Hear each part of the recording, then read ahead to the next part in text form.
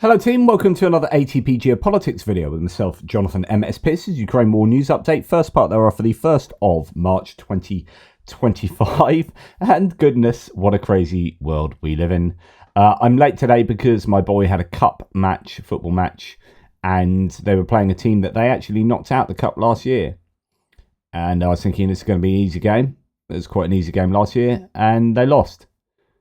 So I was angry, just because of the world, and then I watched my boy lose in a cup match that really they could have won, and yeah, so let's do a video. Hi team, don't worry, I'm here. I'm nothing if not consistent, which is more than I can say for some allies. Right, okay. Ukrainian General Staff figures for the Russian losses for the day before. All the usual caveats apply. And you can check those caveats in the description to the video below. 1,050 personnel lost, 11 tanks. So that's, where we've seen it fairly recently. 11 tanks is just a snip above the daily average. And that fits into exactly the same pattern that we've seen of late, which is troop carrying AFVs below the daily average, although fairly considerable number still. 15 AFVs lost there. 61 artillery systems, triple the daily average, incredibly high number. So exactly the same. High tank losses, lower AFV losses, fairly high vehicle losses, 107. And that suggests that the Russians are using tanks in their other kind of co-opting them essentially as AFVs. I think that's my speculation. But the artillery systems being so high again, it shows that if it's true that the Ukrainians really are focusing on taking out these artillery systems. Really impressive numbers they're posting there. One multiple launch rocket system and one anti-aircraft anti-aircraft system as well. So some fairly good numbers there for the Ukrainians. Okay, moving on, we have a soldier from the 26th Motorized Rifle Regiment whining that drones and artillery have slashed his 125-man unit to 40. You can see lots of shrapnel damage there. Great staff optimization. Just another anecdote from a Russian again that they have taken some huge losses. 125-man unit reduced to 40. That is a third of their original contingent. And then another anecdote here in Yekaterinburg, over 150 soldiers, including disabled and wounded, are being taken from Koltsovo airport to the front without a military medical commission. Contracts are extended without consent, even for parents of 7 children. Hospitalization is denied and they're sent to their deaths. And they are complaining about that themselves. So this is actually coming from Russian sources. This isn't kind of psyops or anything. That is definitely happening.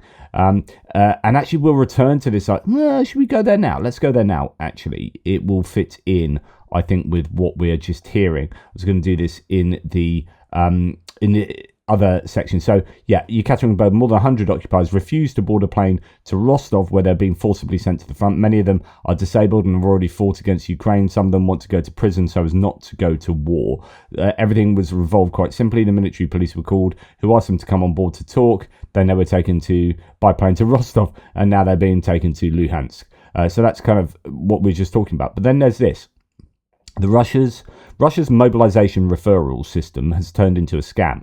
Groups recruit alcoholics and people with mental disorders to sign contracts under the Bring a Friend program, but the real issue isn't just fraud. Military officers eagerly accept them and boast about exceeding quotas. So they're being set these quotas. They're actually getting them by taking people. They gain the trust of alcoholics, antisocial individuals, and people with mental health issues, delivering them to military enlistment officers to sign contracts. Then, if you add that together with the other data points that we've been talking about, or I've been telling you about, where you've got these people who have been beaten for abusing alcohol whilst on the front line, have been sent into these zindans. There was one I didn't show you the other day of a Russian soldier being just slapped about, and it was really dehumanizing. It was horrible. But this was for a guy. One of them was for drinking. I think one of them was for thieving. But the idea is, if you are going to go in, if you are in such a desperate situation for needing troops on the front line, that you're clearing out the prisons and then you're going to collect alcoholics and people with mental disorders, you are going to have alcoholics, people with mental disorders, and people who thieve in your frontline units. And then when they do these things that they shouldn't do, then they get into trouble, get slapped around for doing so. They don't get sent back to like a military prison, if you like, because they need them on the front line. So they can't do that. So they just deal out the kind of punishments there and then. And that's why we're seeing so many of these videos, because they are drawing from the most unfortunate in society to put them into these frontline positions. It's absolutely incredible. You can see the detail on the screen there. You know what's happening. Scanners are dragging alcoholics, people with cerebral palsy, psychologically unstable individuals, and getting them to sign contracts to fulfill their signing quotas. And it's just an indication of quite how desperate the Russians are on the front line.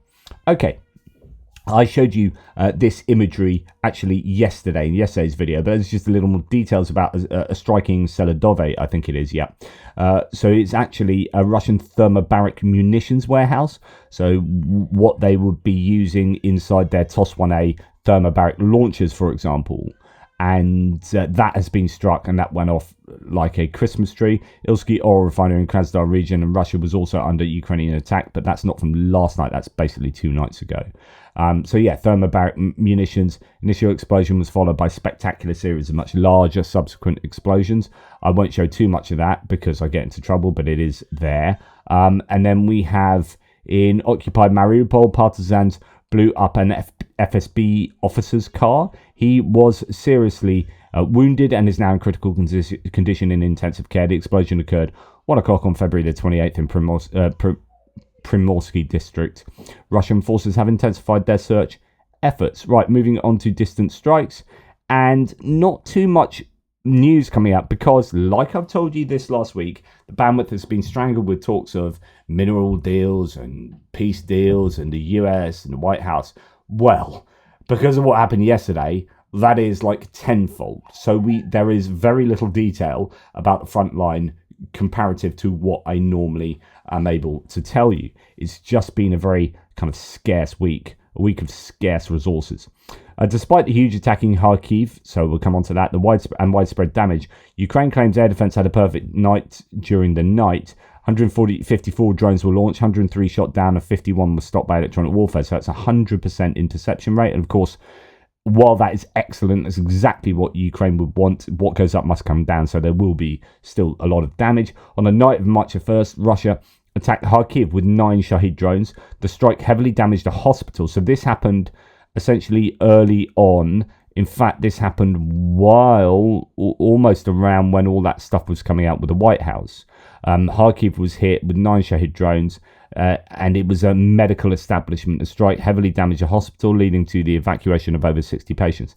Now, I don't know if that was what was intentionally targeted, or whether that was part of the widespread drone attack that is mentioned here, which had 100% interception rate. If that's the case, then it will be probably unintentional that they've taken out the medical center. However, they've purposely struck many medical centers over the course of the war. So, you know, one must be careful with one's speculations. But either way, a medical center was damaged in Kharkiv, and Kharkiv was struck. Now, there were also claims Zelensky was talking about ballistic missiles being used yesterday as well, while they were having these conversations in the White House. Ukraine says the regions of Kharkiv, Odessa, Sumy, Chernihiv, Cherkasy, and Kiev were damaged or saw a lot of drone activity. Worst damage came in Kharkiv. It's known that 12 people, including kids, were wounded. 6-year-old girl needs treatment as a drone hit an arch near an apartment block. 4 patients were injured when a drone hit a hospital. So here we have the apartment block, it appears there. I don't know if that's a hospital or that's the medical center, but either way, quite a bit of damage there. And as Tim White rails, when traitor Trump and Vanity Vance pat themselves on the back and received congratulatory messages from Moscow, another civilian was killed in Odessa overnight. 3 more people were injured as a house, trucks and cars caught fire after drone strikes. So just, you know, remember what is going on while these people wax lyrical in the White House. and shelling and FPV attacks affected Kherson, where 2 elderly were among 3 civilians injured during the night. All came in Antonivka, near where the bridge is. An 86-year-old woman suffered serious head and shrapnel wounds when caught in artillery fire, because that's what you do, just throw artillery into residential areas. Yeah, that's nice. Thanks, Russia. But, Trump's been through hell with Putin. He's been through hell with Putin. I mean, that's what he said in the White House. Well, poor men. That makes me feel quite sad. Been through hell, have they?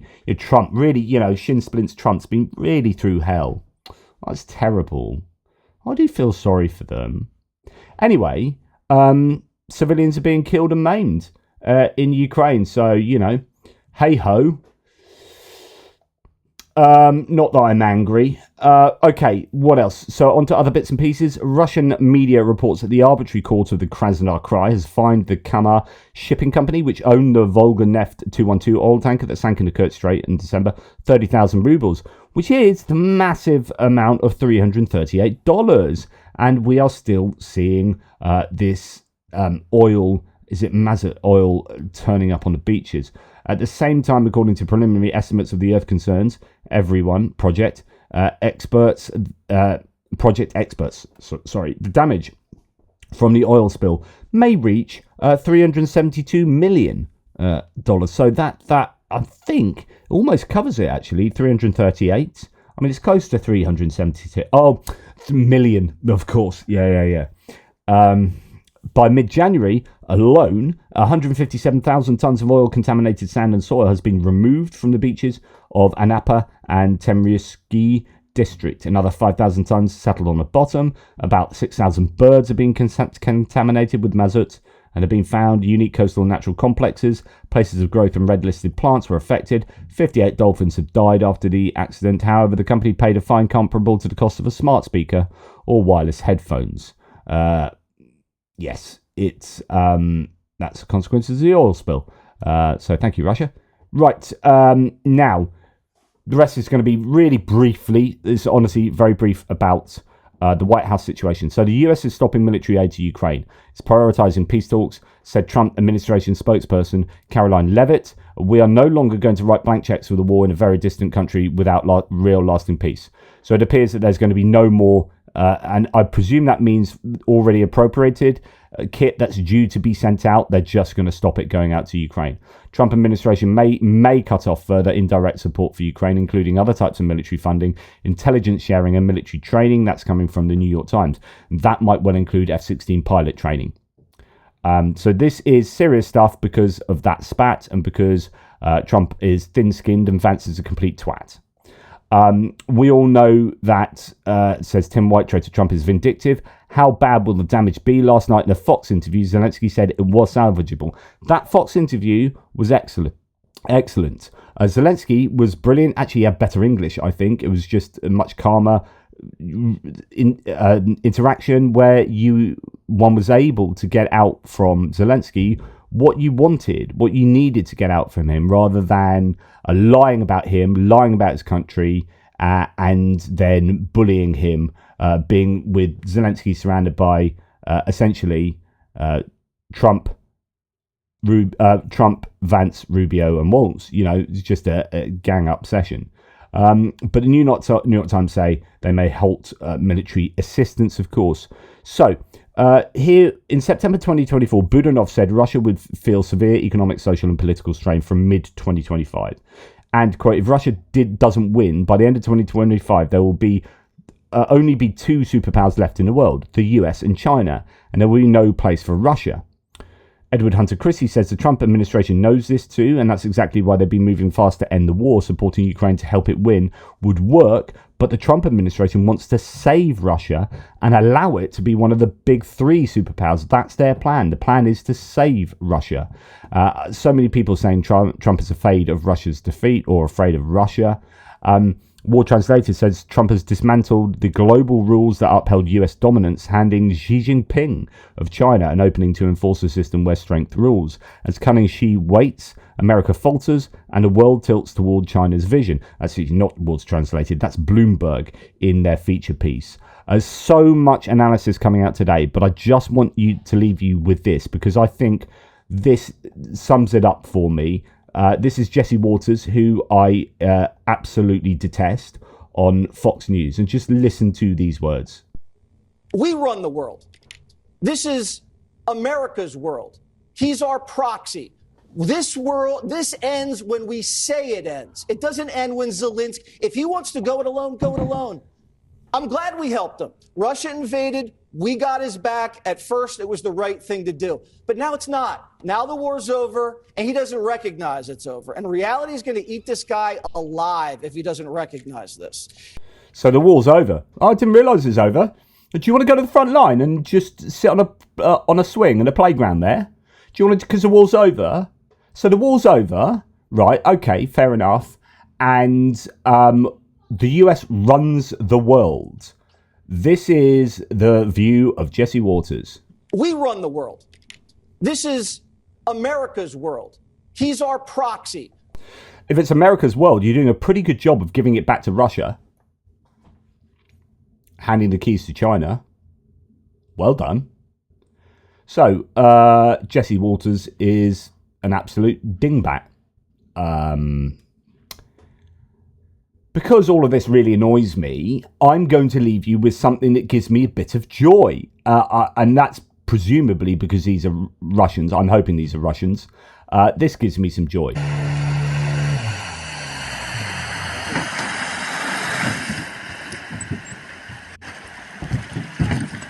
No. No.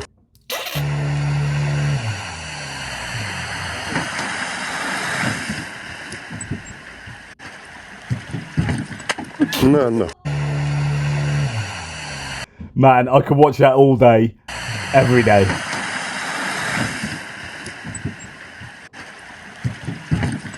No. Or as Antonio Banderas would say in Desperado, every day, all day. Okay, thank you very much. Please like, subscribe and share. Really appreciate your support. Take care, and I'll speak to you soon. I, in fact, may even be going live pretty soon to talk about the fallout from the White House interaction last night. So keep your eyes peeled for that. Toodle pips.